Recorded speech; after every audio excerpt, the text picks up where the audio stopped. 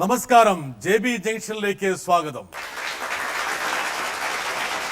സ്വന്തം ശാരീരിക വൈകല്യങ്ങളോട് പടവെട്ടി മനസ്ഥൈര്യം കൊണ്ട് നേട്ടങ്ങൾ കൊയ്ത ജീവിതത്തെ പിടിച്ചു നിർത്തിയ ഒരു വ്യക്തിയാണ് ഞങ്ങൾ JB ജംഗ്ഷനിൽ അതിഥിയായി കൊണ്ടുവരുന്നത്. മറ്റാരുമല്ല, മഹേഷ്. യഥാർത്ഥത്തിൽ മാഷ എനിക്കൊരു ഈ മനോജ് ചോദിച്ചൊരു ചോദ്യത്തിന്റെ ബാക്കി, അപ്പൊ താങ്കളുടെ ഒരു ആഗ്രഹം എന്താണെന്നൊരു ചോദ്യം ചോദിച്ചിരുന്നു സാർ. എൻ്റെ ആഗ്രഹം എന്താ വെച്ചിട്ടുണ്ടെങ്കിൽ ഞാൻ വിവാഹം കഴിച്ചു. പ്രവിത എന്നാണ് അവരുടെ പേര്. ഇപ്പൊ ഇവിടെ ഉണ്ട് ആള്. എവിടെ ഭാര്യ? പക്ഷെ പ്രവിതയിലേക്ക് പോകുന്നതിന് മുമ്പ് എനിക്ക് ഒരാളെയും കൂടെ കൊണ്ടുവരണം, നോക്കട്ടെ, എന്നിട്ട് വരാം. പ്രവിത ഞാൻ +2 പഠിക്കാൻ പോയപ്പോഴാണ് മഹേഷ് പ്രവിതയായിട്ട് പരിചയമാവുന്നത്. അപ്പോൾ പ്രവിത നല്ലൊരു ചേച്ചിയാണ്. എന്നെ സ്കൂളിലേക്കും കൊണ്ടുപോകാൻ ഞാൻ അവിടേക്കും ഹെൽപ്പ് ചെയ്യാറുണ്ട്. നല്ല വീടായിട്ടും സാമ്പത്തികമായിട്ട് വളരെയധികം ബുദ്ധിമുട്ട് അനുഭവിക്കുന്ന ഒരു വ്യക്തിയാണ്. ഭാവിയെക്കുറിച്ച് ഒരുപാട് ആശങ്കകളുണ്ടായിരുന്നു. എങ്ങനെ ജീവിക്കണ്ട, ഇനി എങ്ങനെ ജീവിതം മുന്നോട്ട് കൊണ്ടുപോകും, ഭയങ്കര നിരാശയായിരുന്ന ആൾക്ക്. ആകെ ഉണ്ടായിരുന്നത് അനിയനായിരുന്നു, ഏക തുണയുണ്ടായിരുന്നത്. പിന്നെ അനിയൻ്റെ കല്യാണം ഉറപ്പിച്ചിരുന്നു. അവിടെ വെച്ച് തന്നെയാണ് അവിടുത്തെ ഒരു ചേച്ചി തന്നെയായിട്ടായിരുന്നു കല്യാണമൊക്കെ ഉറപ്പിച്ചിരുന്നത്. അത് കണ്ടപ്പോഴാണ് ഏറ്റവും കൂടുതൽ ഭയങ്കര ഇങ്ങനെയൊക്കെ ജീവിക്കണം, ഒരു ജീവിത പങ്കാളി ഇതേപോലെ നമുക്കും കിട്ടും, അത് മദ്യപാനിയാണെങ്കിലും ഞാൻ സ്വീകരിച്ചോളാം എന്ന് പറഞ്ഞിട്ടുണ്ടായിരുന്നു ആള്. അപ്പോൾ ആ വിഷമം ഇല്ലാണ്ടിരിക്കാൻ ഞങ്ങൾ തമാശ കൂടെ പറഞ്ഞു. അങ്ങനെയാണെങ്കിൽ ഇവിടെ ഒരു ചേട്ടനുണ്ട്, മഹേഷ് എന്നാണ് ചേട്ടൻ്റെ പേര്. ഇങ്ങനെ കാലിനൊക്കെ വയ്യാത്തതാണ്, ഒന്നും ചെയ്യാനൊന്നും പറ്റില്ല. ഞങ്ങൾ തമാശ കൂടെയായിരുന്നു പറഞ്ഞത്, പക്ഷെ അത് ആൾ സീരിയസ് ആയിട്ട് കണ്ടു. പിന്നെ ഞങ്ങൾ അപ്പച്ചനടിക്കെ കാണാൻ വേണ്ടി വരാറുണ്ട് തന്നെ. അപ്പോൾ അപ്പച്ചനായിട്ട് ബന്ധപ്പെട്ട അപ്പച്ചനോട് പറഞ്ഞു. അങ്ങനെയാണ് കല്യാണം ഉറപ്പിച്ചത് മഹേഷ് തന്നെ. ഇപ്പോൾ ഒരു കല്യാണം കഴിഞ്ഞിട്ട് നല്ലതായിട്ട് ജീവിക്കണ കാണുമ്പോൾ വളരെയധികം സന്തോഷം തോന്നുന്നു. മഹേഷിന്റെ ജീവിതത്തിലെ വളരെ പ്രധാനപ്പെട്ട ഒരു കഥാപാത്രം കൂടിയാണത്. തീർച്ചയായിട്ടും ആ കുട്ടിയെ ബിഗ് സല്യൂട്ട് തന്നെ ചെയ്യണം. കാരണം അവരെ വീട്ടുകാരെയും, കാരണം വെച്ചിട്ടുണ്ടെങ്കിൽ ആ കുട്ടി ഇപ്പോ പോസ്റ്റ് ഗ്രാജുവേഷൻ പഠിച്ചുകൊണ്ടിരിക്കുകയാണ്. അവര് എന്ന് വെച്ചിട്ടുണ്ടെങ്കിൽ അപ്പച്ചൻ ചെറുപ്പത്തിലേ തൊട്ടെടുത്ത് കൊണ്ടുപോയി സ്കൂളിൽ കൊണ്ടുപോയി പഠിപ്പിച്ചു. ഒട്ടും വയ്യ ആ കുട്ടിക്ക്. എൻ്റെ പോലെയല്ല, ജനനത്തിൽ തന്നെ ആ കുട്ടി അങ്ങനെയായിരുന്നു. അപ്പോൾ ആ കൊണ്ടുപോയി സ്കൂളിൽ കൊണ്ടുപോയി പഠിപ്പിച്ച് നല്ല ബോൾഡാണ് ആ കുട്ടി. ആ കുട്ടിയായിട്ട് എങ്ങനെ പരിചയപ്പെട്ടു മഹേഷ്? എൻ്റെ വീടിന്റെ തൊട്ടടുത്താണ്. മഹേഷിന് ഈ ഒരു ശാരീരിക വൈകല്യം വന്നപ്പോൾ സ്വാഭാവികമായിട്ടും ഈ കുട്ടിയുടെ ഒരുപാട് സ്വാതന്ത്ര്യവും പ്രേരണയും പിൻബലവും പ്രോത്സാഹനം ഉണ്ടായിരുന്നു. തീർച്ചയായിട്ടും ഉണ്ടായിരുന്നു. അങ്ങനെ ഒരു വിവാഹത്തിന് നിമിത്തമാകാൻ വേണ്ടി തീർച്ചയായിട്ടും പറ്റി. അങ്ങനെ ആ നിമിത്തമാണ് ഇവിടെ ഇരിക്കണേ. അതെ. എങ്ങനെയാണ് മഹേഷിനെ ജീവിതത്തിലേക്ക് വലിച്ചത്? മഹേഷ് ചേട്ടനെ എന്നോട് ലിപ്സിയാണ് ഫസ്റ്റ് പറഞ്ഞത്. ഇങ്ങനെ ഒരു ചേട്ടനുണ്ട്, ചേട്ടൻ നല്ല സ്വഭാവമാണ്. നല്ല സ്വഭാവമാണെന്ന് അന്ന് പറഞ്ഞിരുന്നു, പിന്നീട് മാറിപ്പോയല്ലേ? തമാശ പറഞ്ഞ കേട്ടാ. ഇങ്ങനെ ഒരു ചേട്ടനുണ്ട്, ചേച്ചിക്ക് ആലോചിക്കാന്ന് പറഞ്ഞു. അപ്പോഴാണ് ഞാൻ പറഞ്ഞു, ഞാനല്ലാതെ തീരുമാനിക്കേണ്ടത് സിസ്റ്റർമാരും എല്ലാവരും കൂടി തീരുമാനിക്കണം എന്ന് പറഞ്ഞു. അപ്പോഴാണ് സിസ്റ്റർമാരുടെ ഒരു മന്ദിരത്തിലാണ്, ഒരു അനാഥ മന്ദിരത്തിലാണ് ഈ കുട്ടി തന്നെയാണ് എല്ലാത്തിനും മുൻകൈ എടുത്തത്.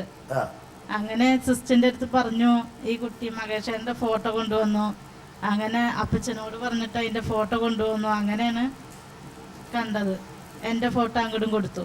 അങ്ങനെയാണ് ഈ കല്യാണം നടക്കാൻ നിമിത്തമായത്. അതില് ഞാൻ വളരെയധികം എനിക്ക് സന്തോഷമുണ്ട്, നന്ദിയുണ്ട്. ഈ കുട്ടിയുടെ അനാഥത്വം മാറി ആ കുട്ടിക്ക് ഒരു തുണയും കിട്ടി മഹേഷിലൂടെ, അല്ലേ? ഞങ്ങളൊരു കുട്ടിയെ അഡോപ്റ്റ് ചെയ്യാനുള്ള ഒരു തീരുമാനത്തിലാണ്. ഒന്നാമത്തെ കാര്യം എന്താ വെച്ചിട്ടുണ്ടെങ്കിൽ ഇവിടെ ഞങ്ങൾ കുറച്ച് രണ്ടുപേരും കൂടെ വേറൊരു കുട്ടിക്ക് ഒരു ജീവിതം കൊടുക്കാൻ പോവാണ്. തീർച്ചയായിട്ടും അത് നമ്മൾ പ്രോത്സാഹിപ്പിക്കുന്നു. അഡോപ്റ്റ് ചെയ്യേണ്ട കാര്യത്തില് നമുക്ക് കുറെ നൂലാമാലകൾ ഉണ്ടായിന്. ഇപ്പൊ നമ്മൾ അതിന്റെ ഫൈനൽ സ്റ്റേജിൽ എത്തിയിട്ടുണ്ട്. പക്ഷെ കുട്ടിയെ കണ്ടെത്തുക എന്നുള്ളതാണ് ഇനി ഒരു വലിയൊരു, ഇപ്പൊ കുറെ ആപ്ലിക്കേഷൻസ് ഉണ്ട് എന്ന് പറയുന്നുണ്ട്. അപ്പൊ അതിൽ നിന്നൊരു കുട്ടിയെ കണ്ടെത്തുക എന്നുള്ളത് തന്നെയാണ്. അപ്പൊ എൻ്റെ ഒരു പ്രത്യേകത എന്ന് വെച്ചിട്ടുണ്ടെങ്കിൽ നമ്മള് കൂടുതൽ അതിനെപ്പറ്റി ചിന്തിക്കാതെ എന്താ വെച്ചാൽ ഞാൻ ഡോക്ടറെ കണ്ടിരുന്നു. അപ്പൊ അവർ പറഞ്ഞിട്ടുണ്ടെങ്കിൽ ജനറ്റിക് ആണ് ചിലപ്പോൾ ഒരു പക്ഷേ എന്റെ രോഗം ജനറ്റിക് ആവാന്ന് പറഞ്ഞിട്ടുണ്ടായിരുന്നു. അതായത് സ്പൈനോസ്കുലർ അട്രോഫി എന്ന് പറഞ്ഞ രോഗത്തിനൊക്കെ ജനറ്റിക് ആയിട്ടുള്ള സ്വഭാവം, അത് ജനിതകമായിട്ട് വരുന്നതാണ്. അതുകൊണ്ട് മഹേഷിൽ നിന്നൊരു കുട്ടി ഉണ്ടായാൽ അതൊരു പ്രശ്നം എന്നുള്ള അർത്ഥത്തിലാണ്. ആ കുട്ടിക്ക് ആവില്ല, ചിലപ്പോൾ 3-4 തലമുറ കഴിഞ്ഞിട്ടൊക്കെ ആവാൻ വേണമെങ്കിൽ പക്ഷെ ഉണ്ടാവാം. ജീനുകളിലൂടെ അങ്ങനെ കൈമാറ്റപ്പെടാം എന്നുള്ളൊരു പോസിബിലിറ്റി പറഞ്ഞോടുകൂടി പിന്നെ ഞങ്ങൾ അതിനെപ്പറ്റി നിർത്തി. ഞങ്ങൾ അങ്ങനെ തന്നെ തീരുമാനിച്ചു, കുട്ടി അഡോപ്റ്റ് ചെയ്യുക, ജീവിതം കൊണ്ടുപോകാൻ മുന്നോട്ട് കുറയും കൂടി. അതാണ് ഈ മഹേഷ് മുമ്പോട്ട് പോകേണ്ട ഒരു ഘട്ടം എന്ന് പറയുന്നത് ഒരു അച്ഛന്റെയും അതൊരു അമ്മയുടെ ഘട്ടം അല്ലേ? നിങ്ങളുടെ സ്നേഹത്തിന് പാത്രമാകാൻ വേണ്ടി ഒരു കുട്ടി ഇവിടെ ഉണ്ട് അല്ലേ? ആ കുട്ടിക്ക് വേണ്ടി കാത്തിരിക്കുകയാണ്. വളരെ നാളായി കാത്തിരിക്കണം ഞങ്ങൾ രണ്ടുപേരും. ഇതുവരെ ഒന്നും ശരിയായിട്ടില്ല. ശരിയാവും തന്നെ വിചാരിക്കണേ.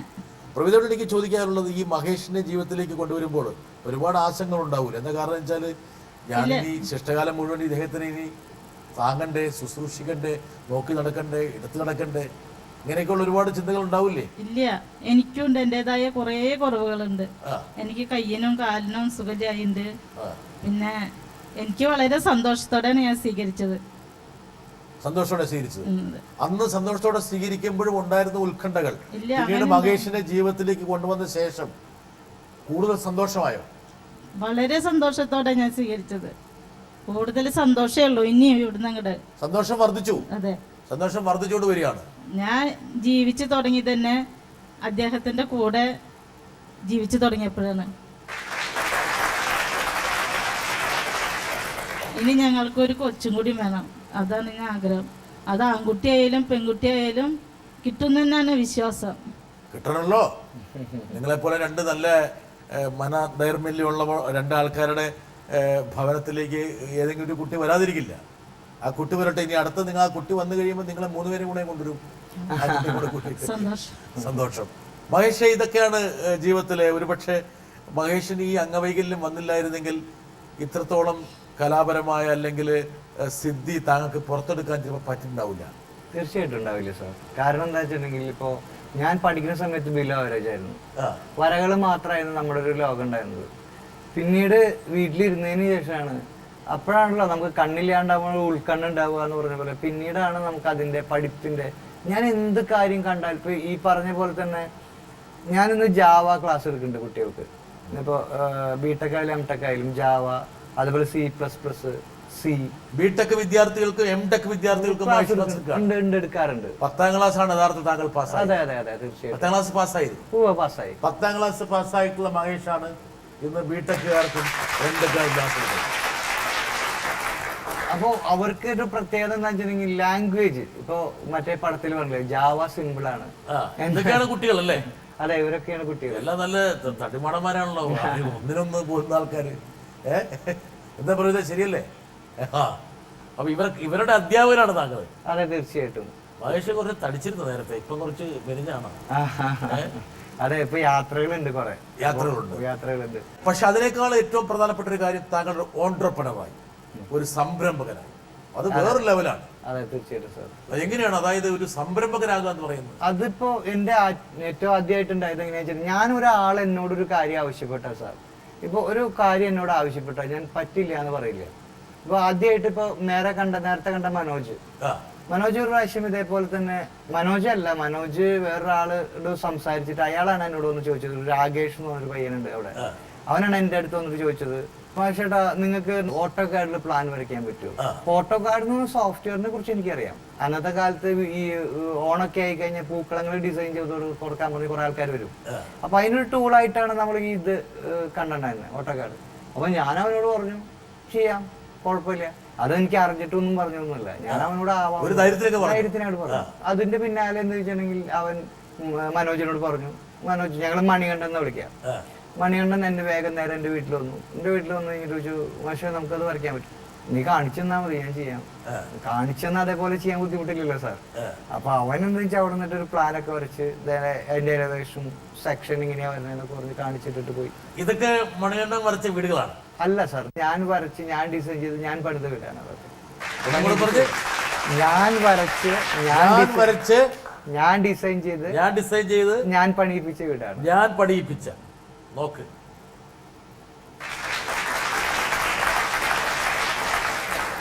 ഒരുപാട് പെയിന്റിങ്സ് കൂടെ ഉണ്ട്.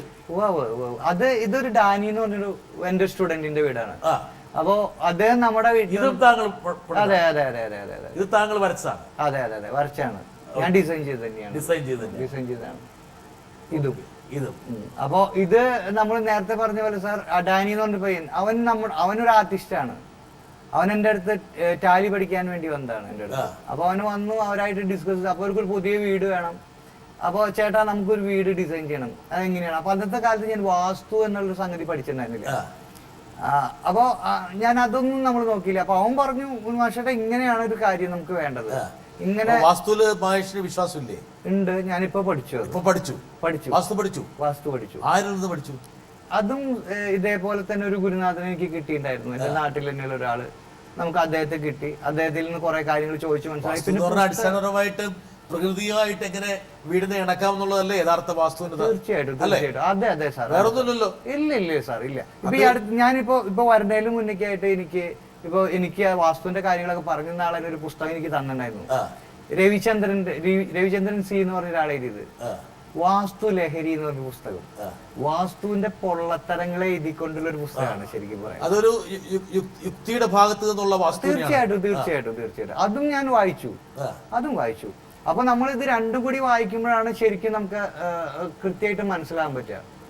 മനസ്സിലായി? പ്രകൃതിയുടെ വെളിച്ചം, അതുപോലെ പ്രകൃതിയുടെ വായു, പ്രകൃതിയുടെ കാറ്റ്, ഇതിനെയൊക്കെ എങ്ങനെ നമുക്ക് ഇതിലേക്ക് കൊണ്ടുവരാം.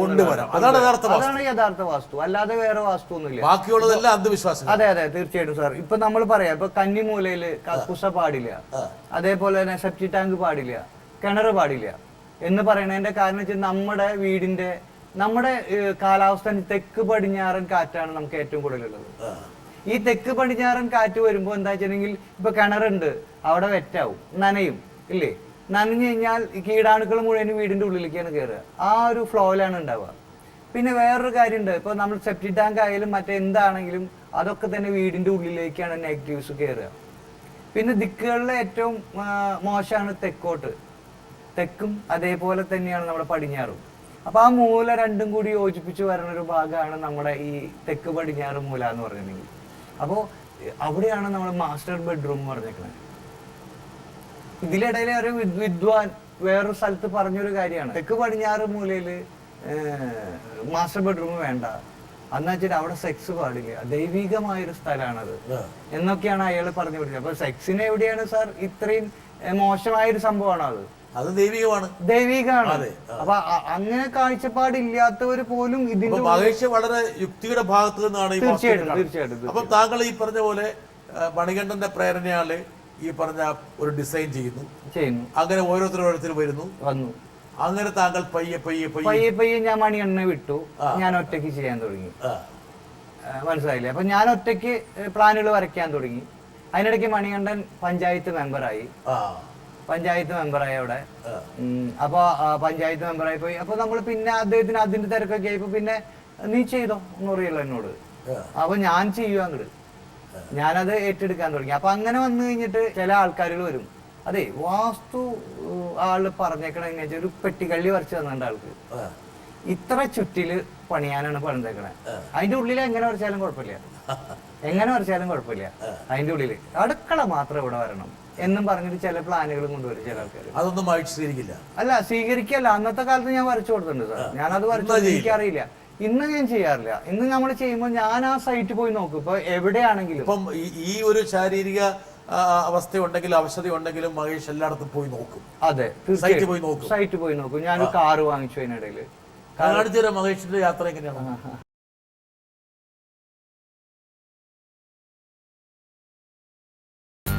ഇതേതാണ് സ്ഥലം? എന്റെ വീടാണ്. വീടാണ്.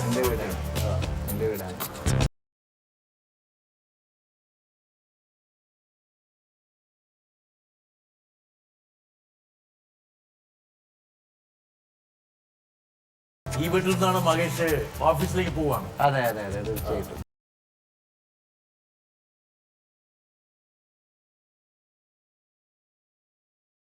വഴി എത്തിക്കിട്ടിയാൽ തന്നെ പോയിക്കോളൂ. പിന്നെന്താ, തീർച്ചയായിട്ടും.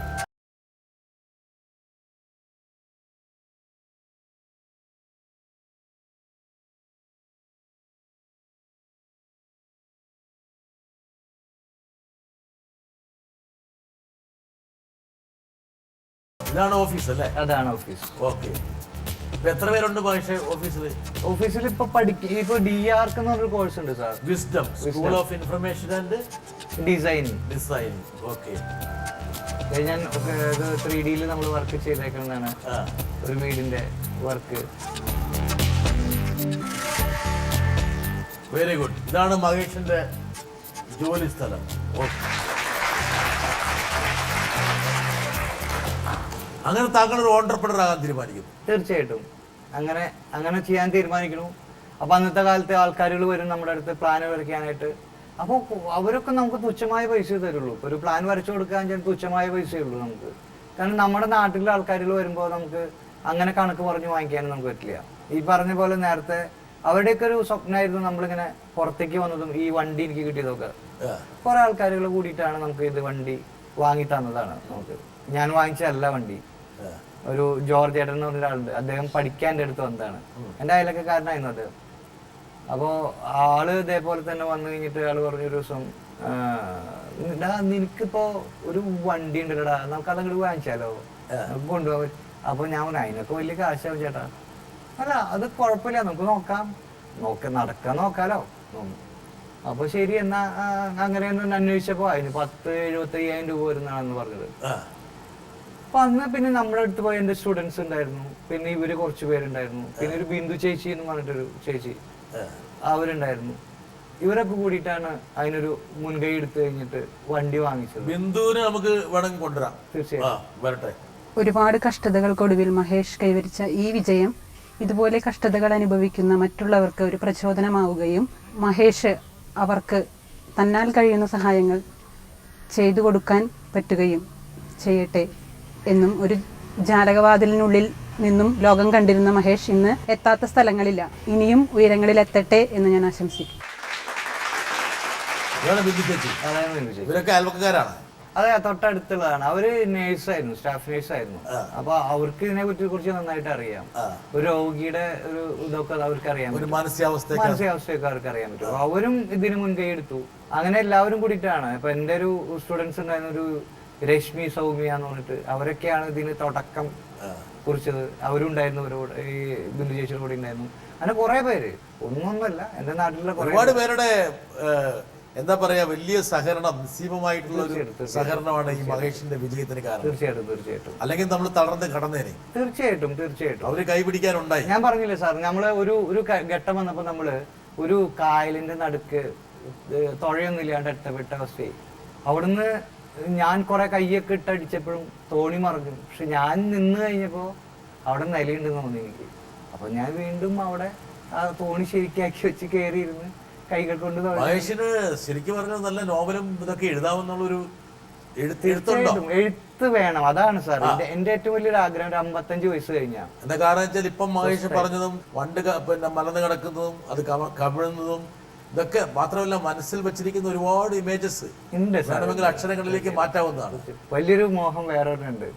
ഞാനത് സാറിനോട് പറയാം, സാറിന് സാധിക്കും അത്. തീർച്ചയായിട്ടും എനിക്ക് മമ്മൂക്കയെ നേരിട്ടൊന്ന് കാണണമെന്നുണ്ട്. തീർച്ചയായിട്ടും അദ്ദേഹത്തിന്റെ കൂടെ, ഇതിപ്പോ ഒരു അത്യാഗ്രഹമാണോന്ന് അറിയില്ല, അദ്ദേഹത്തിന്റെ കൂടെ ഒരു മൂവി അഭിനയിച്ച കൊള്ളാനുണ്ട്. ഒരാഗ്രഹമാണ്, അത് അത്യാഗ്രഹമാണ്. അല്ല, ആഗ്രഹങ്ങളാണ്. ഇന്നും എന്ത് സൂര്യ തേജസ്സോട് ഇരിക്കുന്നത്. ഇതൊക്കെ എന്തായാലും മഹേഷ് അദ്ദേഹം ഈ പരിപാടി കാണും. അഥവാ അദ്ദേഹത്തിന്റെ തിരക്കുകൾ കൊണ്ട് കാണാൻ പറ്റുന്നില്ലെങ്കിൽ തന്നെ നമ്മളിതിന്റെ ക്ലിപ്പിംഗ്സ് അദ്ദേഹത്തിന് അയച്ചു കൊടുക്കും. എന്തായാലും അദ്ദേഹം നിങ്ങളെ കാണും, ഇത് തർക്കമൊന്നുമില്ല. സാറും മമ്മൂക്കയും കൂടിയിട്ടൊരു ഫംഗ്ഷൻ, ഇന്നോടെക് എന്ന് പറഞ്ഞിട്ട് അവാർഡ്, ആ ഫംഗ്ഷൻ ഞാൻ കണ്ടിരുന്നു സാർ, ഫുള്ള് കണ്ടിരുന്നു. ആ കണ്ടിരുന്നപ്പോഴാണ് നമുക്ക്. അപ്പൊ തൊട്ടടുത്ത് ഇന്നും അദ്ദേഹത്തിനൊരു മാറ്റില്ല. ബ്രിട്ടാസ് സാറിനേക്കാളും ചെറുപ്പാണ് അദ്ദേഹം. ഇവിടെ ഇരുന്നുകൊണ്ട് പറയണം അങ്ങനെ തന്നെ. ഒരു കുഴപ്പമില്ല മഹേഷ്, അദ്ദേഹമൊക്കെ നിത്യജീവനുമാണ്. അങ്ങനെയുള്ള വളരെ അപൂർവ ആൾക്കാരെ നമ്മുടെ നേരിട്ട് കാണാന്ന് വെച്ചാൽ അതൊക്കെ വലിയൊരു സന്തോഷമല്ലേ സാർ, വലിയൊരു സന്തോഷം. നമ്മള് അങ്ങനെയുള്ള ഈ പറഞ്ഞ പോലെ മഹേഷിനെ പോലെ ഒന്നുമില്ലായ്മയിൽ നിന്ന് വലിയ സാമ്രാജ്യം സൃഷ്ടിച്ച ആൾക്കാരെയാണ് നമ്മൾ ആ പരിപാടിയിലൂടെ ആദരിച്ചത്. നിങ്ങൾ ഞാൻ കണ്ടു സാർ, കണ്ടു. ഏറ്റവും നന്നായിട്ട് എനിക്ക് തോന്നിയിരുന്നു സാർ. അങ്ങനെയുള്ള ഒരുപാട് അങ്ങനത്തെ ഒരു സ്റ്റേജിലൊന്നും എത്താൻ നമുക്ക് കഴിഞ്ഞിട്ടില്ല. പക്ഷെ ഇതിപ്പോ എനിക്ക് വലിയൊരു, അതിനേക്കാളും വലിയ സ്റ്റേജാണ് മഹേഷ്. എന്താ കാരണം വെച്ചാൽ തീർച്ചയായിട്ടും മഹേഷിനേക്കാളും എന്താ പറയാ ശാരീരിക പ്രശ്നങ്ങളുള്ള സ്റ്റീഫൻ ഹോക്കിൻസിനെ പോലുള്ള ആൾക്കാരൊക്കെ എവിടെയോ ഉയരത്തിലെത്തി, എത്രയോ ഉയരങ്ങളിൽ. നമ്മുടെ എന്താ പറയാ സയൻസിന്റെ ലോകത്ത് ഇത്രത്തോളം കോൺട്രിബ്യൂഷൻ നടത്തിയിട്ടുള്ള ആൾക്കാർ. അപ്പം യഥാർത്ഥത്തിൽ മഹേഷിന് ഒരുപാട് മാതൃകകളുണ്ട്. തീർച്ചയായിട്ടും സാർ, തീർച്ചയായിട്ടും ഉണ്ട്, തീർച്ചയായിട്ടും ഉണ്ട്. ഇപ്പൊ എന്റെ ഗ്രാമത്തിന്റെ ഒരു പ്രത്യേകത എന്ന് പറഞ്ഞാൽ സാർ, അവിടുത്തെ ഒരു പ്രത്യേകത സംഗീത സാന്ദ്രാണ് എന്റെ നാട്. അതായത് മേളപ്രമാണത്തിന്റെ ഒരു വലിയൊരു ഇതാണ് അവിടെ. അപ്പൊ അതായത് ഇപ്പൊ പറയാന്ന് വെച്ചിട്ടുണ്ടെങ്കിൽ അവിടെ ഒരു ശ്രീജിത്ത് എന്ന് പറഞ്ഞ രാശാനുണ്ട്, മേളം പഠിപ്പിച്ചു കൊടുക്കുന്ന ആളുണ്ട്. ഒരു രാജപ്പൻ എന്ന് പറഞ്ഞ ആളുണ്ട്. സജി തൃക്കൂർ എന്ന് പറഞ്ഞൊരു കൊമ്പുകാരുണ്ട്. നമ്മള് ആ ഉത്സവ കാലങ്ങളൊക്കെ ആയി കഴിഞ്ഞാൽ പിന്നെ മേളങ്ങളുടെ ഒരു സീസണാണ് അവിടെ പഠിപ്പിക്കും. അതിലൊക്കെ പോകാൻ പറ്റുന്നുണ്ടോ? സാർ ഞാൻ പോകും. എല്ലായിടത്തും ഞാൻ കാലത്ത് വെളിച്ചാകുമ്പോ കുളി കഴിഞ്ഞാൽ ആദ്യം ചെയ്യുന്നത് അമ്പലത്തിൽ പോക്കാണ്. ഞാൻ ഈ വണ്ടിയും അമ്പലത്തിൽ ഒറ്റയ്ക്ക് പോകും, ആരും ഉണ്ടാവില്ല. ഞാൻ ഒറ്റയ്ക്ക് ഇങ്ങനെ അമ്പലത്തിൽ പോകും. അമ്പലത്തിൽ പോകുമ്പോൾ കാണുന്ന കാഴ്ചകൾ അതൊക്കെയാണ്. ഇപ്പോ മഴയാണെങ്കിൽ തന്നെ നമ്മൾ പോകും. അതായത് മഴ നമ്മൾ കണക്ക് കൂട്ടും, മഴ പെയ്യില്ല, ഷുവർ. അങ്ങനെയാണെങ്കിൽ ഞാൻ അമ്പലത്തിൽ പോകും. അമ്പലത്തിൽ ഉള്ളിൽ നമുക്ക് കയറാൻ പറ്റില്ല. ഉള്ളിൽ കയറാൻ പറ്റില്ല, നമ്മൾ ആ നടക്കി നിന്ന് തൊഴും, പ്രാർത്ഥിക്കും. നന്നായിട്ട് പ്രാർത്ഥിക്കാൻ വെറുതെ കണ്ണടച്ച് നിൽക്കുക, അതാണ് പ്രാർത്ഥന.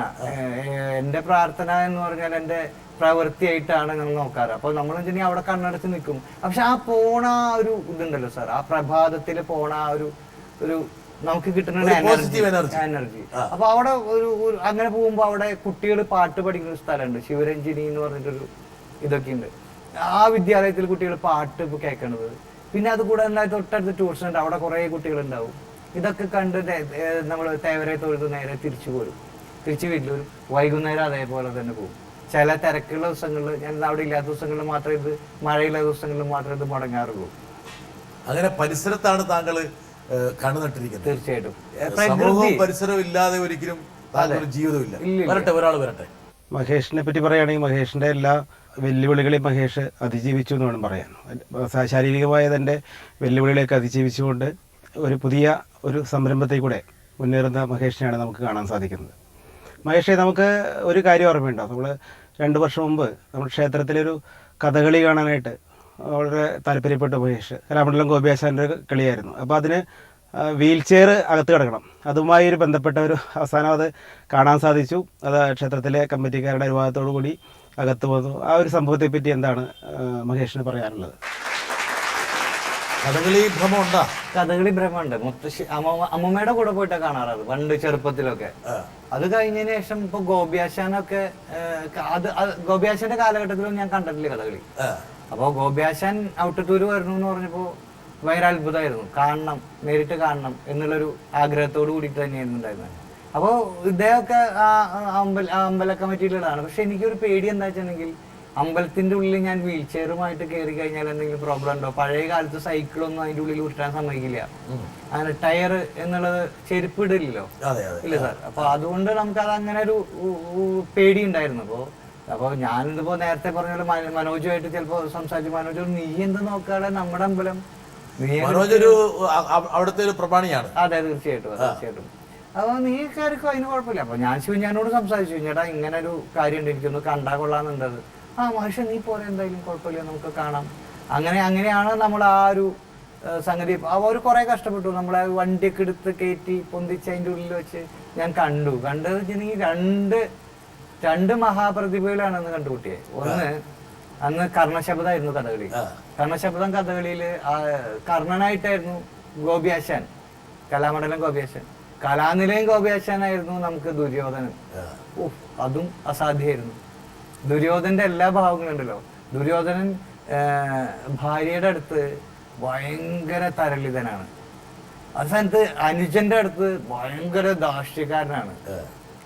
അതേപോലെ തന്നെയാണ് നമ്മുടെ എന്താ പറയാ കൂട്ടുകാരന്റെ അടുത്ത് വളരെ സ്നേഹത്തോട് കൂടിയിട്ടാണ്. നമ്മുടെ അതേ അവസ്ഥ തന്നെ. തീർച്ചയായിട്ടും. അത് ശരിക്കും ആ ഭാവങ്ങളെല്ലാം നമ്മുടെ കലാനിലയം ഗോപിയാശനോടെ വളരെ തന്മയത്വത്തോടു കൂടിയാണ് ചെയ്തത്. അപ്പോൾ ഗോപിയാശൻ മറ്റേ ഗോപിയാശനെ കുറിച്ച് നമുക്ക് പറയേണ്ട കാര്യമില്ല. അദ്ദേഹത്തെ പറ്റി എല്ലാവർക്കും അറിയേണ്ട, ലോകം മുഴുവൻ അറിയുന്നത്. പക്ഷെ കലാനിലയം ഗോപിയാശൻ എന്ന് പറഞ്ഞിട്ടുണ്ടെങ്കിൽ ഞാൻ അറിഞ്ഞിട്ടുണ്ടായിരുന്നില്ല.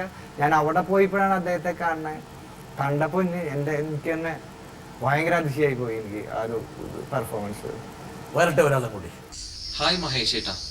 മഹേഷ് ഏട്ടൻ്റെ കരിയർ തുടങ്ങിയതൊരു ചിത്രകാരനായിട്ടായിരുന്നല്ലോ. പിന്നീട് ട്യൂഷൻ അധ്യാപകൻ, കമ്പ്യൂട്ടർ അധ്യാപകൻ, പിന്നെ ഇപ്പൊ ഡിസൈനർ, അങ്ങനെ പല മേഖലയിലും മഹേഷ് ഏട്ടൻ കടന്നിട്ടുണ്ട്. അതിലൊക്കെ മഹേഷ് ഏട്ടൻ ശോഭിച്ചിട്ടുമുണ്ട്. മഹേഷ് ഏട്ടൻ്റെ ഉള്ളിൽ നിന്നാലും ആ പഴയ ചിത്രകാരനുണ്ട് എന്ന് ഞങ്ങൾക്കൊക്കെ അറിയാം. മഹേഷ് ഏട്ടൻ എന്ന ചിത്രകാരന്റെ സ്വപ്നങ്ങൾ എന്തൊക്കെയാണ്? ചിത്രമായിരുന്നു ഞങ്ങളുടെ ആദ്യത്തെ തട്ടകം അല്ലേ, ചിത്രം വരയ്ക്കല്. അതെ അതെ അതെ വളരെ ചെറിയ വയസ്സിലെ വരച്ചു. അതെ അതെ അതെ അതെ. ഇപ്പൊ ഒന്നാൾ സന്ദീപ് എന്ന് വെച്ചിട്ടുണ്ടെങ്കിൽ നമ്മുടെ ഒരു അഡ്വൈസർ ആണ് ശരിക്കും പറയുന്നത്.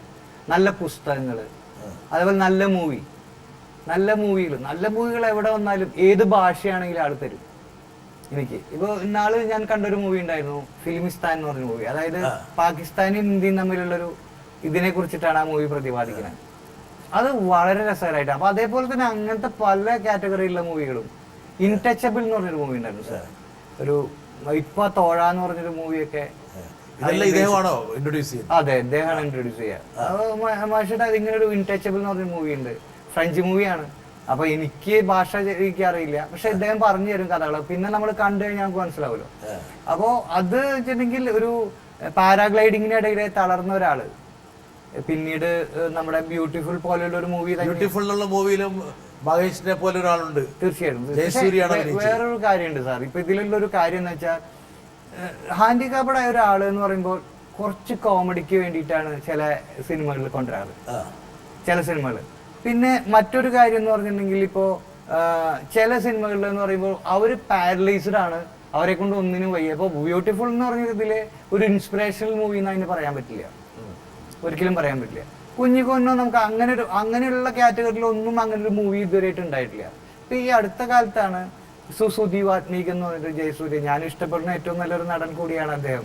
ഈ പറഞ്ഞ പോലെ തന്നെ വെറൈറ്റിയാണ് അദ്ദേഹത്തിന്റെ ഒരു റേഞ്ച്. അതേപോലെ തന്നെ നമ്മുടെ ഫഹദും വളരെ ഇങ്ങനെയുള്ള വെറൈറ്റി സിനിമകളും കാണുമോ? തീർച്ചയായിട്ടും കാണും, എല്ലാ സിനിമകളും തിയേറ്ററിൽ പോയി കാണും, ഇവരുടെ കൂടെ പോകും. ഓ ശരി, അവരുടെ കൂടെ പോയി. വീട്ടിലിരിക്കാൻ സമയമില്ല മൂപ്പർക്ക്, ശരിയല്ലേ? അങ്ങനെ പരാതി ഉണ്ടല്ലേ? ഉണ്ട്. അപ്പൊ കുറച്ച് പുറത്തേക്കുള്ള ഇറക്കം കുറച്ച് കൂടിയിരിക്കണല്ലേ? പക്ഷെ വർദ്ധിച്ചിരിക്കണോ? ഞാനും അച്ഛനും തന്നെയുള്ളൂ ഇപ്പൊ അവിടെ. മഹേഷ് ലോകം കൂടുതൽ കാണുന്നതാണ് ഭാര്യയുടെ. പിന്നെ ഇനിയിപ്പോ സാറിനോട് പറയാനുള്ള കാര്യം എന്ന് വെച്ചിട്ടുണ്ടെങ്കിൽ ചിത്രത്തിലേക്ക് ഇനി കൈ നമുക്ക് വഴങ്ങാന്നുള്ളൊരു സംഗതി ബുദ്ധിമുട്ടാണ്. കാരണം ഡിസൈൻ ചെയ്യാൻ നമുക്ക് കീബോർഡ് വെച്ച് നമുക്ക് ചെയ്യാം, കോറൽ പെയിന്റ്. പിന്നെ ഒരു പെന്നുണ്ട്, നമുക്ക് ടാബ് പോലെ ഒരു സാധനം ഉണ്ട്, അത് വെച്ചിട്ട് നമുക്ക് കോറൽ പെയിന്റിൽ നമുക്ക് ചിത്രങ്ങൾ വരയ്ക്കാനായിട്ട് പറ്റും. അപ്പൊ അതിനെ നമുക്ക് പ്രിന്റ് ഔട്ട് എടുത്തിട്ട് നമുക്ക് വേണമെങ്കിൽ ടച്ചിങ് കൊടുത്തിട്ട് നമുക്ക് ചെയ്യാൻ പറ്റും. അല്ലാണ്ട് നമുക്ക് പൂർണ്ണമായും ചെയ്യാൻ രക്ഷയില്ല സാർ, രക്ഷയില്ല. ഈ കൈ കുറെ കാലമായിട്ട് ഇതുപോലെ തന്നെയുണ്ട്. ഉണ്ട് സാർ. ഇപ്പം സ്റ്റോപ്പായി ആ ഒരു ഇനി ഈ സ്റ്റേജിൽ നിന്ന് ഒരു കുഴപ്പവും. ഞാൻ എന്നൊട്ട് ബോൾഡായോ അന്നോട്ട് രോഗം എന്നിൽ നിന്ന് മാറിപ്പോയി എന്നുള്ളതാണ്. താങ്കളുടെ മനസ്ഥൈര്യം കൊണ്ടാണ് ഈ രോഗത്തിനെ പിടിച്ചു നിർത്തിയത്, അതല്ലെങ്കിൽ വീണ്ടും താങ്കൾ ശുഷ്കിച്ചു പോയത്. ഇല്ല, തീർച്ചയായിട്ടും ഞാൻ പറയാം, അതങ്ങനെയാണ് സാർ. ഇപ്പൊ ഞാൻ പറയട്ടെ, ഇപ്പൊ എന്റെ രോഗമുള്ള കുറെ പേരുണ്ട്, അനവധി പേരുണ്ട്. ഇപ്പൊ ഈവൻ സാർ ഞാൻ ഒരു എക്സിബിഷൻ ഉണ്ടായിരുന്നു തൃശ്ശൂര്. അപ്പൊ ഞാൻ എക്സിബിഷൻ നടത്തുന്നതിന്റെ ഇടയിൽ ഒരാള് മാറി ഇങ്ങനെ നിൽക്കുന്നുണ്ടായിരുന്നു, തിരക്കൊക്കെ ഒഴിയണായിട്ട്. അപ്പൊ അദ്ദേഹം എന്റെ അടുത്ത് അത് കഴിഞ്ഞപ്പോ വന്നു. അപ്പൊ അദ്ദേഹത്തിന്റെ പേര് സോളമൻ എന്നാണ്. അപ്പൊ അദ്ദേഹം എന്റെ അടുത്ത് വന്നിട്ട് പറഞ്ഞു, എന്റെ മകന് ഈ രോഗം തന്നെയാണ്, സ്പൈനൽ മസ്കുലർ അട്രോഫിയാണ്. 3 വയസ്സ് അവനായിട്ടുള്ളൂ, 3 വയസ്സിൽ അവൻ തുടങ്ങിയത്. അപ്പൊ അങ്ങനെ അദ്ദേഹം എന്നിട്ട് ചോദിച്ച കാര്യം എന്ന് വെച്ചിട്ടുണ്ടെങ്കിൽ നമുക്ക് എങ്ങനെ അവൻ എന്തൊക്കെ ചെയ്യാൻ പറ്റും. അപ്പൊ എന്നോടൊരു അഡ്വൈസ് പോലെ നമുക്ക് പറഞ്ഞു കൊടുക്കാൻ പറ്റാവുന്ന കാര്യങ്ങളോ. ഞാൻ പറഞ്ഞു, അവനെ പഠിപ്പിക്കുക, അതാണ് ഏറ്റവും വലിയ കാര്യം. പഠിക്കട്ടെ അവൻ, ഏറ്റവും കൂടുതൽ അവൻ ചെയ്യാൻ പറ്റും. പിന്നെ മറ്റേ ഫിസിയോതെറാപ്പിയോ അങ്ങനെ എന്തെങ്കിലും, അവന് ഏത് മേഖലയ്ക്ക് അവൻ എന്താണ് ആഗ്രഹിക്കുന്നത് അതിലേക്ക് കൊണ്ടെത്തിക്കുക എന്നുള്ളത് തന്നെയാണ് ചെയ്യാറുള്ളത്. പക്ഷെ ഇതേപോലെ അനേകായിരം ആൾക്കാരുള്ളത് സാർ, സത്യമായിട്ടുണ്ട് കേരളത്തിൽ. ആരെങ്കിലും താങ്ങാനുണ്ടെങ്കിൽ അവരൊക്കെ എവിടെ എത്തി? തീർച്ചയായിട്ടും. ഇപ്പൊ ഞാൻ പറയാം, ഇപ്പൊ ഈ അടുത്ത കാലത്ത് ഒരാൾ എന്നെ ഈ ഒരു ആർട്ടിക്കിൾ കണ്ടിട്ട് എന്നെ വിളിച്ചിട്ടുണ്ടായിരുന്നു. അപ്പൊ അദ്ദേഹം പറഞ്ഞൊരു കാര്യം വെച്ചാൽ, അദ്ദേഹത്തിന്റെ ചേട്ടന്റെ മകളുണ്ട്, ഒരു ഓട്ടോറിക്ഷക്കാരനാണ് അദ്ദേഹം. അപ്പൊ സാന്ദ്ര എന്നാണ് ആ പെൺകുട്ടിയുടെ പേര്. ഒരു ആൺകുട്ടിക്ക് ഇത്രയും ബുദ്ധിമുട്ടുണ്ടെങ്കിൽ ഒരു പെൺകുട്ടി എന്തോരം ബുദ്ധിമുട്ട് വേറെ അനുഭവിക്കുന്നുണ്ടാവും സാർ. ഒരു റാമ്പ് ഉണ്ടോ എന്ന് ഞാൻ പറയട്ടെ, എന്റെ ബാങ്കിലേക്ക്. ഇപ്പൊ ഞാൻ പറയാം, ഞാനിപ്പോ സൊസൈറ്റി ബാങ്ക്, ഞങ്ങളുടെ സൊസൈറ്റി ബാങ്ക് ഉണ്ട്, അവിടെ റാമ്പില്ല. കേരളത്തിന്റെ പ്രത്യേക ശാപമാണ്. വിദേശത്തൊക്കെ പോയി കഴിഞ്ഞാൽ ഉള്ളവർക്ക് ഫ്രണ്ട്ലി ആയിട്ടുള്ള ബിൽഡിംഗ്സ് പണിയാൻ പാടുള്ളൂ. അതെ. പക്ഷെ ഇപ്പൊ എന്റെ ഒരു ഇതിന്റെ പ്രത്യേകത വെച്ചാൽ, ഈ മനോജിന്റെ വൈഫ് അവിടെ വൈസ് പ്രസിഡന്റ് ആയിട്ടുണ്ട്. പിന്നെ എന്നെ പഠിപ്പിച്ച മാഷാണ് അവിടുത്തെ പ്രസിഡന്റ്. അപ്പൊ അവരൊക്കെ നമുക്ക് ഞാൻ അവിടെ വന്നാൽ മതി, ഞാൻ ഒരാളെ വിട്ടാൽ മതി, എല്ലാ കാര്യങ്ങളും നമുക്ക് നടത്തി തരും. പിന്നെ പോലെ എനിക്കിപ്പോ ഒരു ലോണിന്റെ ആവശ്യം വന്നു, ഞാനിപ്പോ ഞങ്ങളുടെ ഭാഗത്ത് ഒരു ഭൂപണ ബാങ്കിന്റെ ഒരു അധ്യക്ഷനുണ്ട് ഒരാള്, നമ്മുടെ ACS വാര്യർ സാറ് ഞാൻ പോയി കണ്ടു. അപ്പൊ വാര്യർ സാർ പറഞ്ഞു, അവനത് ശരിയാക്കി കൊടുക്കണം, ഒരു ബുദ്ധിമുട്ടുണ്ടാവാൻ പാടില്ല, എനിക്ക് വീട്ടിൽ കൊണ്ടുവന്നിട്ടാണ് ലോൺ തന്നത്. അവിടുത്തെ രാഷ്ട്രീയ പാർട്ടിക്കാരൊക്കെ താങ്കളോട് വലിയ സ്നേഹത്തിലാണ്. തീർച്ചയായിട്ടും ഒരാൾക്ക് നമ്മളോട് വിരോധമില്ല. എങ്ങനെയൊക്കെ നമുക്ക് സഹായം ചെയ്യാൻ പറ്റുന്നുണ്ടോ അതൊക്കെ അവർ ചെയ്തിട്ടുണ്ട്. തീർച്ചയായിട്ടും. പിന്നെ അല്ലറ ചില്ലറ ആൾക്കാരുകൾ ഉണ്ടാവും, കോശുമ്പോ അസൂയുള്ള ആൾക്കാർ, അതൊക്കെ നമ്മൾ കെയർ ചെയ്യാറില്ല. വൈകുന്നേരം ഞങ്ങൾ എല്ലാവരും കൂടി കൂടും. അവിടെ ഞങ്ങളുടെ വീടിന്റെ അടുത്ത് തന്നെ ഒരു പാലുണ്ട്.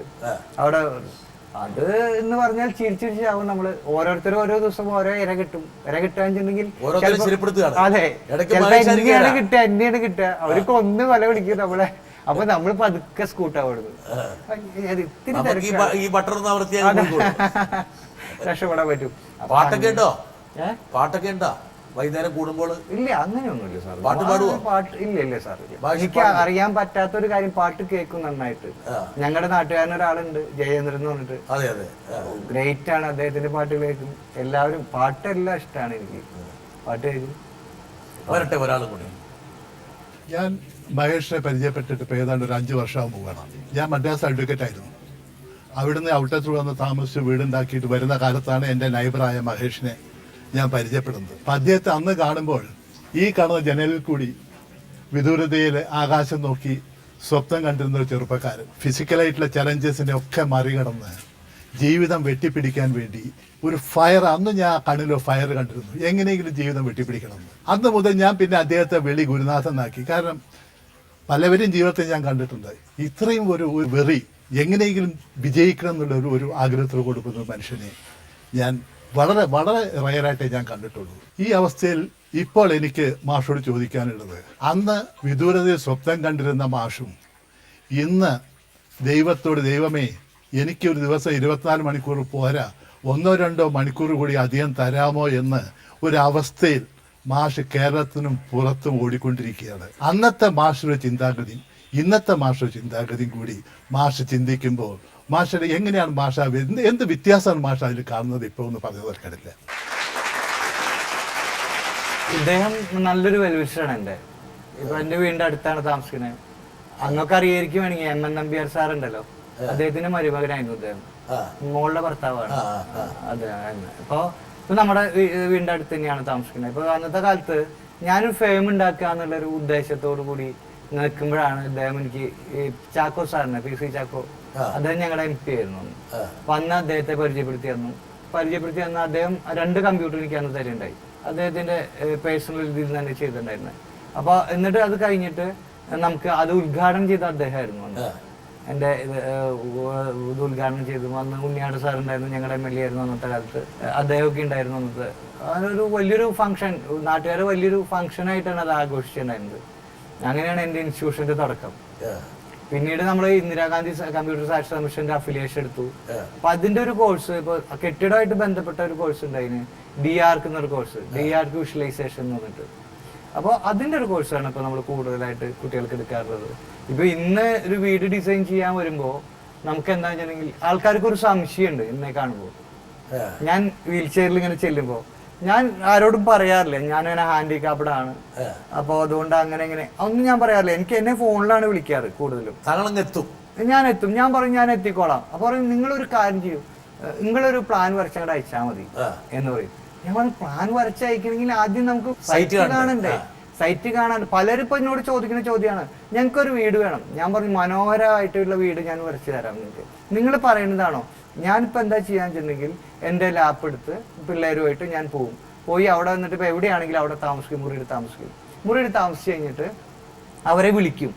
അവരെല്ലാവരും ഉണ്ടാവണം, ഭാര്യയും ഭർത്താവും. അതിൻ്റെ ഇപ്പോൾ ആരാ അവരെ കുട്ടികളെ ഇന്റർവ്യൂ ചെയ്യും, കേൾക്കും. അവർ പറയുന്ന കഥകളെല്ലാം കേൾക്കും. അപ്പൊ കഥകൾ കേൾക്കാന്ന് പറഞ്ഞാൽ സാർ ഇതിലൊക്കെ ഏറ്റവും രസകരമായിട്ടുള്ള കാര്യങ്ങളാണ്. 1000 സ്ക്വയർ ഫീറ്റ് മതി, ഒരു 4 ബെഡ്റൂം ആയിക്കോട്ടെ, അങ്ങനെയൊക്കെയാണ് അവർ പറയാ. കാരണം ഇതിനെ കുറിച്ച് ഒന്നും അവർക്ക് അറിയില്ല.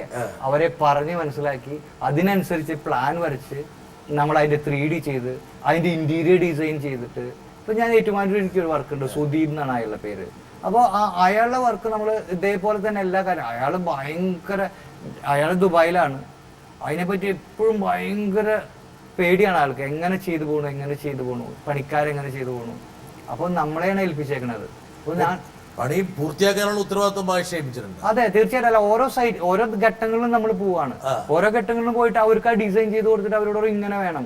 അപ്പൊ അവർ അവരുടേതായ അഭിപ്രായം പറയും. അതൊന്നും നമ്മൾ സമ്മതിക്കില്ല. നിങ്ങൾ അത് ചെയ്യണ്ട. അവർക്ക് ആ ചെയ്ത് തഴമ്പിച്ച കാര്യങ്ങളാണ് അവർ പറയാ. നമ്മൾ ടോട്ടലി ഡിഫറെന്റ് ആയിട്ടുള്ള ഒരു സാധനമാണ് നമ്മൾ ചെയ്യാൻ പോണേ. അതുകൊണ്ട് നമ്മൾ അവരെ പറഞ്ഞ് മനസ്സിലാക്കും, ഇങ്ങനെ ചെയ്താൽ മതി. അവരടുത്ത് സാധനം കൊടുക്കും. കാരണം വെച്ചാൽ അവർക്കും കുറെ ജാടകളാ, ഞങ്ങളിത് കുറെ ചെയ്തിട്ടുള്ളതാ എന്നുള്ള രീതിയിലാണ് നമ്മളോട് സംസാരിക്കുക. അപ്പൊ നമ്മൾ പറഞ്ഞു മനസ്സിലാക്കുക, അങ്ങനെയല്ല, നമ്മൾ ടോട്ടലി ഡിഫറെന്റ് ആയിട്ടൊരു സാധനം ചെയ്യണേ. പിന്നെ നമുക്ക് പൈസ തരുന്നത് അയാളല്ലേ, അപ്പൊ അയാളുടെ ഒരു ആഗ്രഹമല്ലേ, അപ്പൊ അതേപോലെ നമുക്ക് ചെയ്തു പോകണ്ടേ. അങ്ങനെ പറഞ്ഞ് പറഞ്ഞ് പറഞ്ഞ് പറഞ്ഞ് പറഞ്ഞ് നമ്മൾ കാര്യങ്ങൾ കൊണ്ടുപോകും. മഹേഷ് ഇപ്പം കേരളത്തിന്റെ അതിർത്തി വിട്ടോ? തീർച്ചയായിട്ടും സുളൂർ ഒരു വർക്ക് ഉണ്ട് സാർ. സുളൂരുണ്ട്, സേലത്തുണ്ട് ഒരു വർക്ക്. ഏറെക്കുറെ ഇത് തുടങ്ങിയിട്ട് ഇപ്പൊ എത്ര വീടുകൾ താങ്കൾ ഡിസൈൻ ചെയ്തിട്ടുണ്ടാവും? ഇപ്പൊ സാർ നമ്മൾ ഡിസൈൻ ചെയ്തിട്ട് ഞാനിപ്പോ കുറെ നാളായിട്ടുണ്ട്. ഇപ്പൊ നമുക്കൊരു 100-200 മേലെ വീടുകൾ നമ്മൾ 200-ലേറെ വീടുകൾ മഹേഷിന്റേതായിട്ടുണ്ട്. പിന്നെ ഇപ്പൊ വീടിനോട് ചേർന്ന് തന്നെ ഇപ്പൊ നമ്മളൊരു 3 വീട് ഞാൻ മൊത്തം വർക്ക് എടുത്ത് ചെയ്യുന്നുണ്ട്. കോൺട്രാക്ടറായിട്ട്. ചില്ലറ കുറച്ച് അധികം വരുന്നുണ്ടാ? ഇല്ല സാർ, അങ്ങനെയൊന്നും ആയിട്ടില്ല. അങ്ങനെയൊന്നും ഭാര്യ പറയണേ. ഇല്ലാതെ പറയണ വെറുതെയാണ്, അത് പുറത്തെടുക്കാൻ പറ്റാത്തതുകൊണ്ടാണ് ഇതൊക്കെ പറയണേ. അതേപോലെ എനിക്ക് പറയാനുള്ള വേറൊരു കാര്യം സാർ, ഇപ്പൊ നമ്മളോട് ചോദിക്കുന്ന ആൾക്കാർ, ഞാൻ പണിത് കൊടുക്കാം അവർക്ക് ആ വീട്, അവരെ സ്വപ്നം നിങ്ങള് നിങ്ങളുടെ സ്വപ്നം എനിക്ക് തരൂ, ഞാനത് പണിത് തരാം. സ്വപ്നം കൈമാറും, തിരിച്ചു തരും. ആ വീടായിട്ട് നിങ്ങൾക്ക് തിരിച്ചു തരും. നിങ്ങൾ ഷെയർ ചെയ്യൂ, നിങ്ങൾക്ക് എന്താ വേണ്ടതെന്ന് പറയൂ, നമുക്കത് പറിച്ചു കൊടുക്കാം. മഹേഷ്, ഇത്രയും നേരം ഞങ്ങളുമായിട്ട് പങ്കുവച്ചതിൽ വളരെയധികം നന്ദി. നമുക്ക് ഇനിയും ഒരുപാട് കാര്യങ്ങൾ പറയാനുണ്ട്, പക്ഷേ ഞാനത് ബാക്കി വെക്കുന്നത് ഇനിയും താങ്കളെ JB ജംഗ്ഷനിൽ കൊണ്ടുവരേണ്ടതുകൊണ്ടാണ്.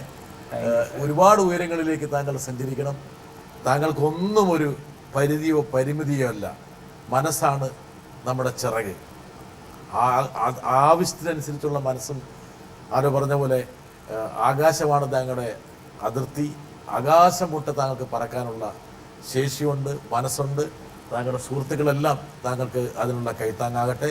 താങ്കളൊരു മാതൃകയായിട്ട് ഇതുപോലെ ദുരിതമനുഭവിക്കുന്ന ആൾക്കാർക്ക് ഒരു റോൾ മോഡലായിട്ട് മാറട്ടെ എന്ന് ആശംസിച്ചുകൊണ്ട് JB ജംഗ്ഷനിൽ പങ്കെടുത്ത മഹേഷിനും മഹേഷിൻ്റെ പത്നിക്കും സുഹൃത്തുക്കൾക്കും എല്ലാവർക്കും നന്ദി പറയുന്നു. എല്ലാവിധ ഐശ്വര്യങ്ങളും നേരത്തെ. Thank you.